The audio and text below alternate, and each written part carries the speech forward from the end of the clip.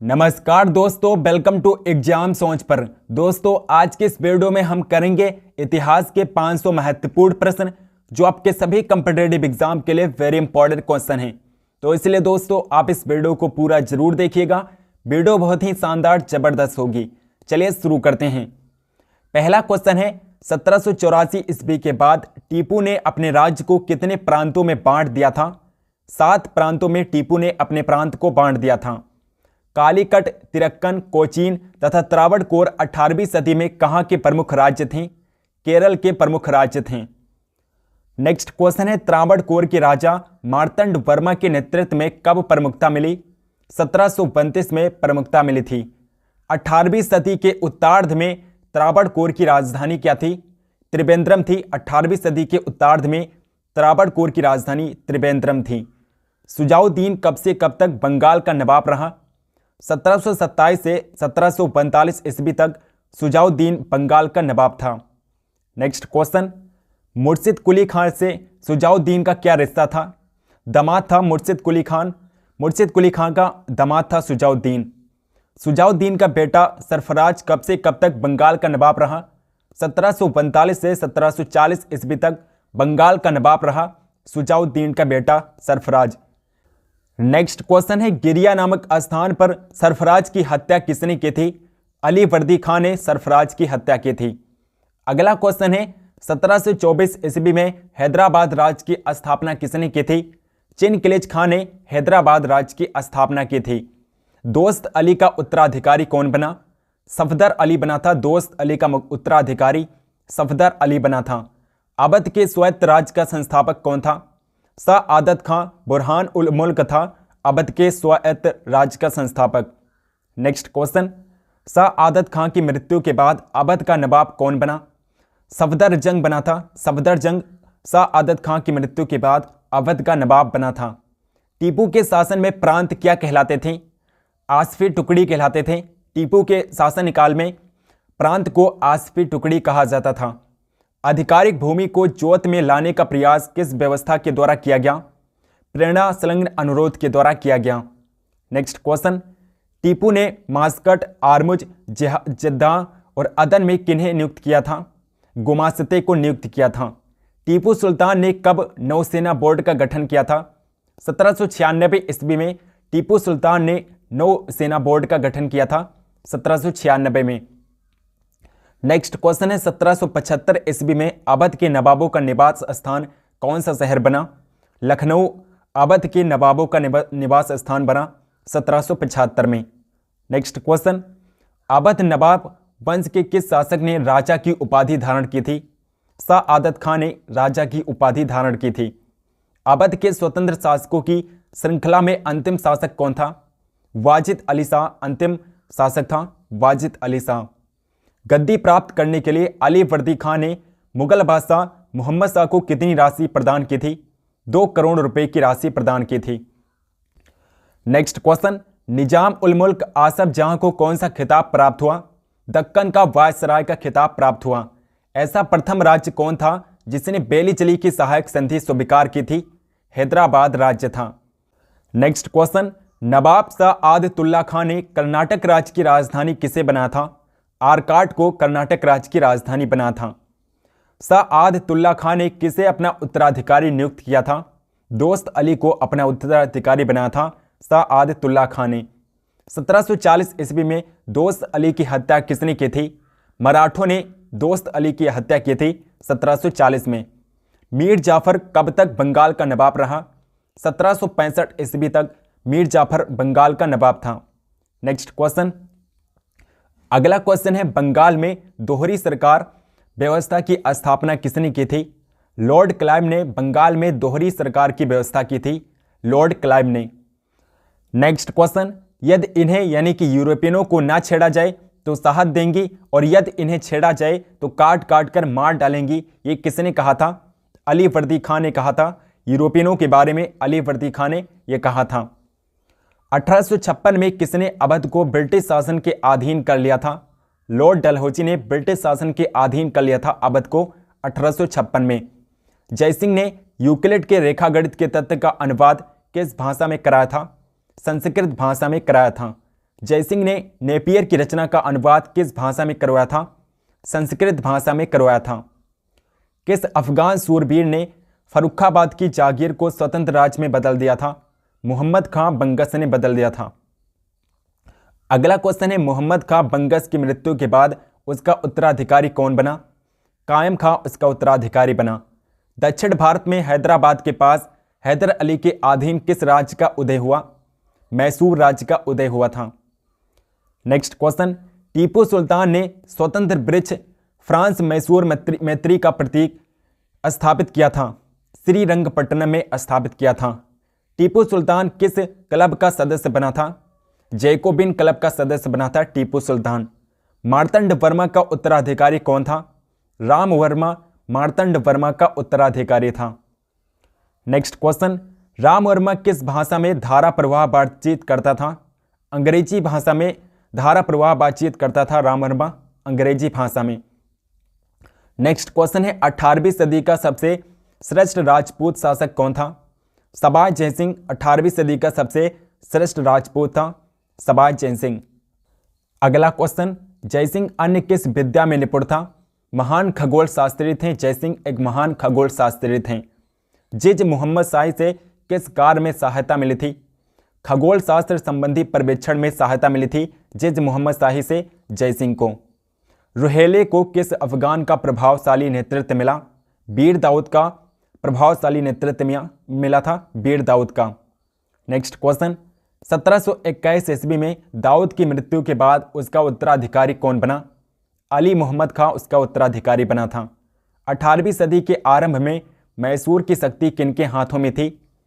नंजराज और देवराज के हाथों में थी, नंजराज और देवराज के हाथों में। मैसूर का कौन सा राजा कठपुतली मात्र रहेगा था? चिक्का किट्सराज था, चिक्का किट्सराज था जो कठपुतली मात्र रह गया था, चिक्का किट्सराज था। पेशवा बाजीराव ने मालवा पर आक्रमण कब किया था? 1723 ईस्वी से 1724 ईस्वी के बीच पेशवा बाजीराव ने मालवा पर आक्रमण किया था। नेक्स्ट क्वेश्चन, 18वीं सदी के उत्तरार्ध में रणजीत सिंह ने किस मिसल से संबंधित सिख राज्य की स्थापना की? सुकर चकिया मिसल से संबंधित सिख राज्य की स्थापना की थी। हैदर अली ने अपनी राजधानी कहाँ स्थापित की थी? श्रीरंगपट्टनम बना था। हैदर अली ने अपनी राजधानी श्रीरंगपट्टनम बना था, जो पहले एरिंगापट्टनम के नाम से जाना जाता था। नेक्स्ट क्वेश्चन, बुंदेलों ने अपनी राजधानी कहाँ स्थापित की थी? ओरछा स्थापित की थी। 1592 ईस्वी में मधुकर शाह की मृत्यु के बाद बुंदेलखंड का मुखिया कौन बना था? बीर सिंह बुंदेलखंड का मुखिया बना था। सरबुलंद खां को गुजरात का गवर्नर कब बनाया गया? 1724 ईस्वी में बनाया गया। सरबुलंद खां को गुजरात का गवर्नर 1724 ईस्वी में बनाया गया था। अगला क्वेश्चन है, किस वर्ष गुजरात मुगल साम्राज्य से पृथक हो गया था? 1737 ईस्वी में गुजरात मुगल साम्राज्य से पृथक हो गया था। नेक्स्ट क्वेश्चन, मालवा क्षेत्र पर मराठों का पहला आक्रमण कब हुआ था? 1699 ईस्वी में मालवा क्षेत्र पर मराठों का पहला आक्रमण हुआ था। नेक्स्ट क्वेश्चन है, रणजीत सिंह ने लाहौर पर अधिकार कब किया था? 1799 में किया था। अमृतसर की संधि चार्ल्स मेटकाफ व रणजीत सिंह के बीच कब हुई थी? 1809 ईस्वी में हुई थी। नेक्स्ट क्वेश्चन है, मथुरा में 33 लाख रुपए की लागत से मंदिर किसने बनवाया था? बीर सिंह ने बनवाया था। मथुरा में 33 लाख रुपए की लागत से मंदिर बनवाया था बीर सिंह ने। नेक्स्ट क्वेश्चन है, 1627 ईस्वी में बीर सिंह की मृत्यु के बाद उसका उत्तराधिकारी कौन बना? जुझार सिंह उत्तराधिकारी बना था। बीर सिंह का उत्तराधिकारी जुझार सिंह बना था। नेक्स्ट क्वेश्चन है, 1635 ईस्वी में बुंदेलखंड का मुखिया कौन बना? चंपत राय बुंदेलखंड का मुखिया बना था, चंपत राय। छत्रसाल का निधन कब हुआ था? 1731 ईस्वी में छत्रसाल का निधन हुआ था, 1731 ईस्वी में। हैदर अली ने कहां पर आधुनिक शस्त्रागार स्थापित किया था? डिंडीगुल में स्थापित किया था। हैदर अली ने आधुनिक शस्त्रागार डिंडीगुल में स्थापित किया था। नेक्स्ट क्वेश्चन, द्वितीय आंग्ल मैसूर युद्ध के दौरान हैदर अली की मृत्यु कब हुई थी? 1782 ईस्वी में हैदर अली की मृत्यु हुई थी। हैदर अली की मृत्यु के पश्चात कौन गद्दी पर बैठा था? टीपू सुल्तान गद्दी पर बैठा था हैदर अली की मृत्यु के बाद। अली मुहम्मद को 1737 ईस्वी में मुगल बादशाह ने कौन सा खिताब दिया था? नवाब का खिताब दिया था। रणजीत सिंह की मृत्यु कब हुई थी? 1842 ईस्वी में रणजीत सिंह की मृत्यु हुई थी। नेक्स्ट क्वेश्चन है, रणजीत सिंह की तुलना नेपोलियन से किसने की थी? फ्रांसीसी पर्यटक विक्टर जाकमा ने रणजीत सिंह की तुलना नेपोलियन से की थी। फ्रांसीसी पर्यटक विक्टर जाकमा ने। नेक्स्ट क्वेश्चन है, रणजीत सिंह की मृत्यु के बाद सरदार किन दो गुटों में बंट गए थे? सिंगल वालिया और डोगरा गुट में बंट गए थे। रणजीत सिंह के बाद शासक कौन बने? खड़क सिंह शासक बने थे रणजीत सिंह के बाद। दिलीप सिंह के काल में कौन से युद्ध हुए थे? दोनों आंग्ल सिख युद्ध हुए थे। दोनों आंग्ल सिख युद्ध हुए थे दिलीप सिंह के शासनकाल में। नेक्स्ट क्वेश्चन, रणजीत सिंह की जीवनी किसने लिखी थी? लेपेन ग्रिफिन ने रणजीत सिंह की जीवनी लिखी थी। रणजीत सिंह ने किसके नाम पर शासन किया था? सरकार ए खालसा के नाम पर शासन किया था रणजीत सिंह ने। रणजीत सिंह ने किसके नाम से सिक्के चलाए थे? नानक शाही के नाम से सिक्के चलाए थे रणजीत सिंह ने। किस जाट नेता ने भरतपुर राज्य की नींव डाली थी? बदन सिंह ने भरतपुर राज्य की नींव डाली थी। अगला क्वेश्चन, नेक्स्ट क्वेश्चन है, अहमद शाह अब्दाली ने बदन सिंह को कौन सी उपाधि प्रदान की थी? राजा की उपाधि प्रदान की थी। अगला क्वेश्चन है दोस्तों, टीपू ने किसके सम्मान में मंदिरों के पुनर्निर्माण हेतु धन दान दिया था? श्रृंगेरी के जगत गुरु शंकराचार्य के सम्मान में टीपू सुल्तान ने धन दान दिया था। श्रीरंगपट्टनम में अंग्रेजों से लड़ते हुए टीपू की मृत्यु कब हुई थी? 4 मई 1799 को टीपू सुल्तान की मृत्यु हुई थी अंग्रेजों से लड़ते हुए, और श्रीरंगपट्टनम में मृत्यु हुई थी टीपू सुल्तान की। नेक्स्ट क्वेश्चन है, टीपू के केंद्रीय प्रशासन के रूप में 7 विभाग किसके अधीन होते थे? मीर आसिफ के अधीन होते थे 7 विभाग। नेक्स्ट क्वेश्चन, त्रिवेंद्रम किस विद्या का एक प्रमुख केंद्र बन गया था? संस्कृत का एक प्रसिद्ध केंद्र बन गया था त्रिवेंद्रम। नेक्स्ट क्वेश्चन है, 1756 ईस्वी में किस जाट नेता को इस राज्य का उत्तराधिकारी बनाया गया? सूरजमल को उत्तराधिकारी बनाया गया था 1756 में। त्रिवेंद्रम का उत्तराधिकारी सूरजमल को बनाया गया था। नेक्स्ट क्वेश्चन, सूरजमल की मृत्यु के बाद 1763 में कौन गद्दी पर बैठा था? जवाहर सिंह गद्दी पर बैठा था। जवाहर सिंह 1763 में त्रिवेंद्रम में गद्दी पर बैठा था। रणजीत सिंह द्वारा 1822 ईस्वी में किस सेना का गठन किया गया था? फौज एक खास सेना का गठन किया गया था। कोर्ट एवं गार्डनर कहाँ के प्रधान थे? तोपखाना के प्रधान होते थे। कोर्ट एवं गार्डनर तोपखाना के प्रधान होते थे। जाटों का अफलातून यानी कि प्लूटो किसे कहा जाता है? सूरजमल को कहा जाता है। जाटों का अफलातून सूरजमल को कहा जाता है। नेक्स्ट क्वेश्चन है, प्रांतों के प्रशासक क्या कहलाते थे? नजीम कहलाते थे। थुन के किले का निर्माण किसने कराया था? जाट शासक चूड़ामन ने कराया था। जाट शासक चूड़ामन ने थुन के किले का निर्माण कराया था। नए पंचांग का प्रारंभ किसने किया था? टीपू सुल्तान ने नए पंचांग का प्रारंभ किया था। नेक्स्ट क्वेश्चन है, खजुराहो के मंदिर कहाँ पर स्थित हैं? मध्य प्रदेश में स्थित है खजुराहो के मंदिर। और हवा महल कहाँ पर स्थित है? जयपुर में स्थित है हवा महल। बड़ा इमामबाड़ा कहाँ पर स्थित है? लखनऊ में स्थित है बड़ा इमामबाड़ा। अगला क्वेश्चन है, बीज गणित के क्षेत्र में अपने विशेष योगदान के लिए किसे जाना जाता है? भास्कर को जाना जाता है। भास्कर का बीज गणित के क्षेत्र में विशेष योगदान रहा है। सबसे पुराना वाद्य यंत्र कौन सा है? बीड़ा सबसे पुराना वाद्य यंत्र है। किस बृहत मंदिर की आरंभिक कल्पना तथा निर्माण सूर्यवर्मन द्वितीय के राजकाल में हुआ था? अंकोर वाट मंदिर का निर्माण सूर्यवर्मन द्वितीय के राजकाल में किया गया था। नेक्स्ट क्वेश्चन है, अमरावती बौद्ध स्तूप कहाँ पर है? आंध्र प्रदेश में स्थित है। सलहर के युद्ध में मुगल सेना को किसने हराया था? शिवाजी ने मुगल सेना को हराया था सलहर के युद्ध में। सलहर का युद्ध कब हुआ था? 1672 ईस्वी में सलहर का युद्ध हुआ था। किसे रंगीला बादशाह कहा जाता था? मोहम्मद शाह को रंगीला बादशाह कहा जाता था। मोहम्मद शाह को। भारत का अंतिम मुगल सम्राट बहादुर शाह जफर यानी कि बहादुर शाह द्वितीय का मकबरा कहाँ पर स्थित है? रंगून में स्थित है। म्यांमार के रंगून में। अगला क्वेश्चन, अहमद शाह अब्दाली ने भारत पर कितनी बार आक्रमण किया था? 8 बार आक्रमण किया था अहमद शाह अब्दाली ने भारत पर।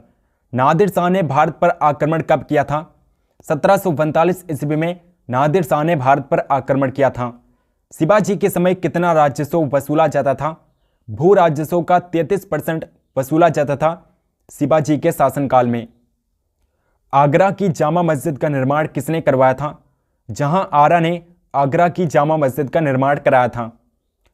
नेक्स्ट क्वेश्चन है दोस्तों, किस सिख गुरु ने फारसी भाषा में जफरनामा लिखा था? गुरु गोबिंद सिंह ने फारसी भाषा में जफरनामा लिखा था। गुरु नानक का जीवन परिचय किस सिख गुरु ने लिखा था? गुरु अर्जुन देव ने गुरु नानक का जीवन परिचय लिखा था। नेक्स्ट क्वेश्चन, औरंगजेब के शासनकाल में बंगाल का नवाब कौन था? मुर्शिद कुली खां बंगाल का नवाब था औरंगजेब के शासनकाल में। शिवाजी की मृत्यु कब हुई थी? 12 अप्रैल 1680 ईस्वी में शिवाजी की मृत्यु हुई थी। नेक्स्ट क्वेश्चन है, औरंगजेब ने बीबी का मकबरा का निर्माण कब कराया था? 1679 में बीबी के मकबरे का निर्माण कराया था औरंगजेब ने 1679 में। समूहगढ़ का युद्ध कब हुआ था? 1658 ईस्वी में समूहगढ़ का युद्ध हुआ था 1658 में। जहांगीर की पत्नी नूरजहां का वास्तविक नाम क्या था? मेहरुन्निसा था। मेहरुन्निसा था नूरजहां का वास्तविक नाम मेहरुन्निसा था। नेक्स्ट क्वेश्चन, हैदर अली मैसूर के शासक कब बने थे? 1761 ईस्वी में हैदर अली मैसूर का शासक बना था। नादिर शाह कहाँ का शासक था? ईरान का शासक था जिसने भारत पर आक्रमण किया था और तख्त ए ताऊस को उठा ले गया था भारत से। माधवराव नारायण पेशवा कब बने थे? 1761 में बने थे। नेक्स्ट क्वेश्चन है, गुरु गोबिंद सिंह ने खालसा पंथ की नींव कब डाली थी? 1699 ईस्वी में खालसा पंथ की नींव डाली गुरु गोबिंद सिंह ने। किस गुरु ने विद्रोही मुगल राजकुमार की सहायता धन व मन से की थी? गुरु अर्जुन देव ने की थी। अगला क्वेश्चन, सैयद बंधुओं का पतन किसके समय में हुआ? मोहम्मद शाह के समय में हुआ था। फर्रुखसियर किसके सहयोग से मुगल बादशाह बना था? सैयद बंधुओं की मदद से फर्रुखसियर मुगल बादशाह बना था। नेक्स्ट क्वेश्चन, भारत पर आक्रमण करने वाले किस ईरानी शासक को ईरान का नेपोलियन कहा जाता है? नादिर शाह को ईरान का नेपोलियन कहते हैं, नादिर शाह को। किस राज्य के शासक नवाब वजीर कहलाते थे? अवध के शासक को नवाब वजीर कहा जाता था, अवध के शासक को। अगला क्वेश्चन, आदि ग्रंथ का समायोजन किसने किया? गुरु अर्जुन देव ने आदि ग्रंथ का समायोजन किया था। भारत पर आक्रमण करने वाला प्रथम मुस्लिम शासक कौन था? मोहम्मद बिन कासिम था और मोहम्मद बिन कासिम ने भारत पर आक्रमण किया था 712 ईस्वी में।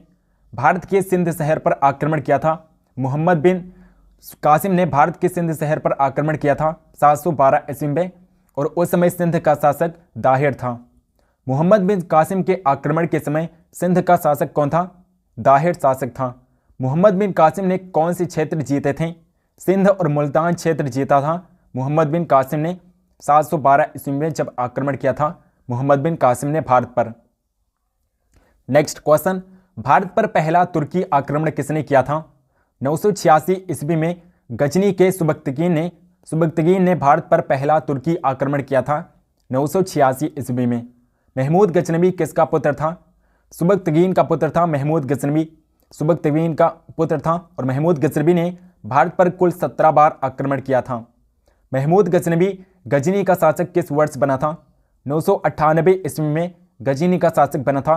सुबक्तगीन की मृत्यु के बाद महमूद गजनवी 998 ईस्वी में गजनी का शासक बना था।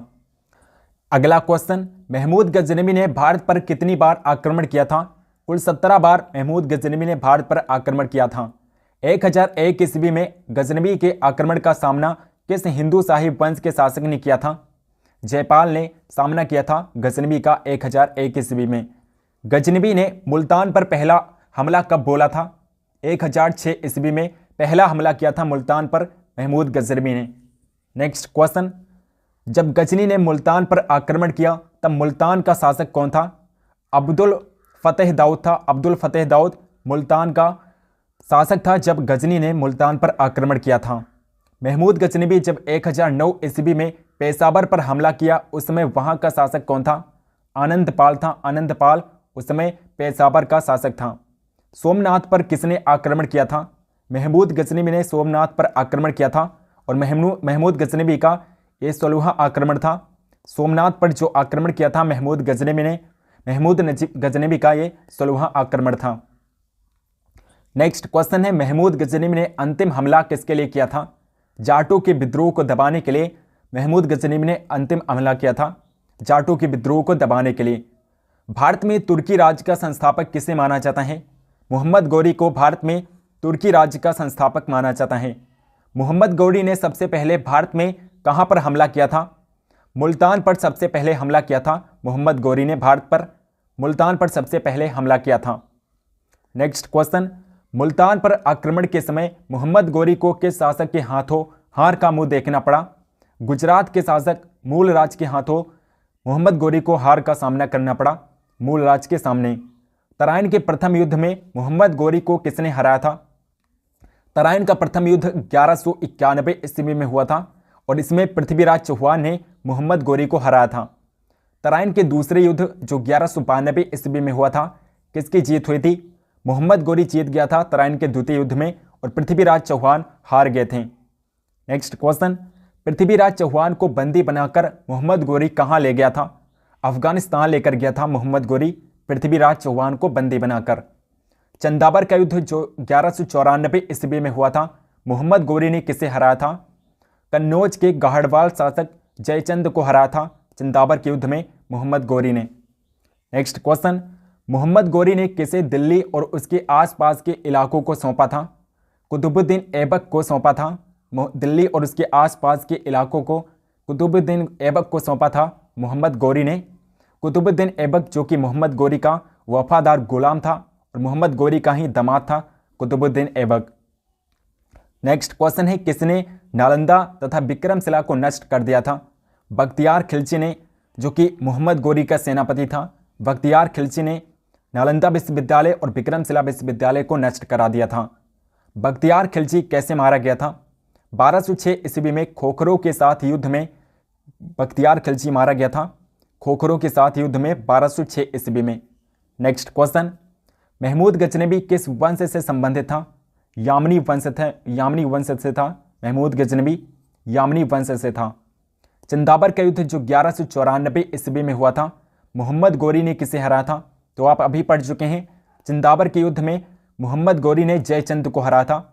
जयचंद को मोहम्मद गौरी ने हराया था चंदाबर के युद्ध में। भारत पर आक्रमण करने वाला पहला विदेशी कौन था? साइरस पहला विदेशी था जिसने भारत पर आक्रमण किया था।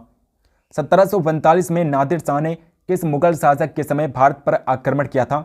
मोहम्मद शाह के शासनकाल में नादिर शाह ने भारत पर आक्रमण किया था 1745 में और भारत से तख्त-ए-ताऊस को उठा ले गया था। नादिर शाह भारत से तख्त-ए-ताऊस उठा ले गया था। नेक्स्ट क्वेश्चन, मीर जाफर ने बंगाल की गद्दी किस वर्ष छोड़ी थी? 1760 ईस्वी में छोड़ी थी। गुलाम वंश को और किन नामों से जाना जाता है? इलबरी, ममलुक और दास वंश के नाम से भी जाना जाता है गुलाम वंश को। दिल्ली का पहला तुर्क शासक किसे माना जाता है? कुतुबुद्दीन ऐबक को पहला तुर्क शासक कहा जाता है। कुतुबुद्दीन ऐबक दिल्ली का पहला तुर्क शासक था। नेक्स्ट क्वेश्चन, किसकी मृत्यु के बाद कुतुबुद्दीन ने स्वयं को लाहौर का स्वतंत्र शासक घोषित किया था? मोहम्मद गौरी की मृत्यु के बाद। नेक्स्ट क्वेश्चन है दोस्तों, किस सेनापति की मदद से कुतुबुद्दीन ऐबक ने बंगाल को अपने अधीन कर लिया था? कैमाज रूमी के मदद से कुतुबुद्दीन ऐबक ने बंगाल को अपने अधीन कर लिया था। कुतुबुद्दीन ने बंगाल का सूबेदार किसे नियुक्त किया था? अली मर्दन खां को बंगाल का सूबेदार नियुक्त किया था कुतुबुद्दीन ऐबक ने। नेक्स्ट क्वेश्चन, कुतुबुद्दीन ऐबक को उसकी उदारता की वजह से क्या कहा जाता है? लाख बख्श कहा जाता है, क्योंकि कुतुबुद्दीन ऐबक लाखों में दान करता था, इसलिए कुतुबुद्दीन ऐबक को लाख बख्श कहा जाता है। और इसके अलावा कुतुबुद्दीन ऐबक को पील बख्श भी कहा जाता है। पील बख्श भी कुतुबुद्दीन ऐबक को कहा जाता है, क्योंकि ये हाथियों को भी दान करता था, इसलिए इसे पील बख्श भी कहा जाता है। नेक्स्ट क्वेश्चन, कुतुब मीनार की ऊंचाई कितनी है? 234 फीट है कुतुब मीनार की ऊंचाई। दिल्ली में कुवत उल इस्लाम मस्जिद और अजमेर में 2.5 दिन का झोपड़ा किसने बनवाया था? कुतुबुद्दीन ऐबक ने बनवाया था। ऐबक का मकबरा कहाँ पर स्थित है? लाहौर में स्थित है। कुतुबुद्दीन ऐबक का मकबरा लाहौर में स्थित है। कुतुबुद्दीन ऐबक की मौत के बाद किसे दिल्ली का शासक बनाया गया था? आराम शाह को दिल्ली का शासक बनाया गया था कुतुबुद्दीन ऐबक की मृत्यु के बाद। नेक्स्ट क्वेश्चन, इल्तुतमिश को किसने शासक बनाया था? दिल्ली के अमीरों ने इल्तुतमिश को शासक बनाया था। नेक्स्ट क्वेश्चन, दिल्ली की गद्दी पर बैठने से पहले इल्तुतमिश क्या था? बदायूं का सूबेदार था। इल्तुतमिश बदायूं का सूबेदार था। तुर्कान चहलगामी क्या है? 40 तुर्क सरदारों का एक दल होता था तुर्कान चहलगामी, और इसकी स्थापना, इसका गठन किया था इल्तुतमिश ने। इल्तुतमिश ने किसे बंगाल का गवर्नर नियुक्त किया था? हुसामुद्दीन को बंगाल का गवर्नर बनाया था इल्तुतमिश ने। नेक्स्ट क्वेश्चन, किसने उज्जैन पर आक्रमण कर महाकाल का मंदिर लूटा था? इल्तुतमिश ने लूटा था। इल्तुतमिश ने कौन सी व्यवस्था लागू की थी? एकता व्यवस्था लागू किया था इल्तुतमिश ने। नेक्स्ट क्वेश्चन है, इल्तुतमिश ने किस नाम के सिक्के चलाए थे? जीतल और टका नाम के सिक्के चलाए थे इल्तुतमिश ने। नेक्स्ट क्वेश्चन, भारत में गुलाम वंश की स्थापना किसने की थी? कुतुबुद्दीन ऐबक ने गुलाम वंश की स्थापना की थी, लेकिन गुलाम वंश का वास्तविक संस्थापक इल्तुतमिश को माना जाता है। वास्तविक संस्थापक इल्तुतमिश है गुलाम वंश का। नेक्स्ट क्वेश्चन, रजिया सुल्तान गुलाम वंश के किस सुल्तान की पुत्री थी? इल्तुतमिश की पुत्री थी। और रजिया सुल्तान भारत की एकमात्र मुस्लिम महिला शासिका थी, रजिया सुल्तान, जो कि इल्तुतमिश की पुत्री थी। कुतुब मीनार का निर्माण किसने पूर्ण करवाया था? इल्तुतमिश ने कुतुब मीनार को पूर्ण करा था। कुतुब मीनार का निर्माण पूर्ण करा था इल्तुतमिश ने। दोस्तों, आई होप कि आपको वीडियो पसंद होगी। अगर वीडियो पसंद है तो इस वीडियो को लाइक ज़रूर करिएगा और इस वीडियो को शेयर भी करिएगा। चैनल को सब्सक्राइब नहीं किया है तो प्लीज़ चैनल को सब्सक्राइब करके बेल आइकन को ऑल पर क्लिक कर लीजिए, ताकि हम जो भी वीडियो डालें उसकी नोटिफिकेशन आप तक जरूर पहुँचें। कमेंट करके बताइए कि आपको वीडियो कैसी लगी, और कमेंट सेक्शन में बताइए कि आपको किस टॉपिक पर वीडियो चाहिए। हम इस टॉपिक पर वीडियो जरूर बनाएंगे। टेलीग्राम चैनल को ज्वाइन नहीं किया तो डिस्क्रिप्शन बॉक्स में लिंक मिल जाएगा, टेलीग्राम चैनल को जरूर ज्वाइन कर लीजिए। तो मिलता है नेक्स्ट वीडियो में, तब तक के लिए जय हिंद, जय भारत।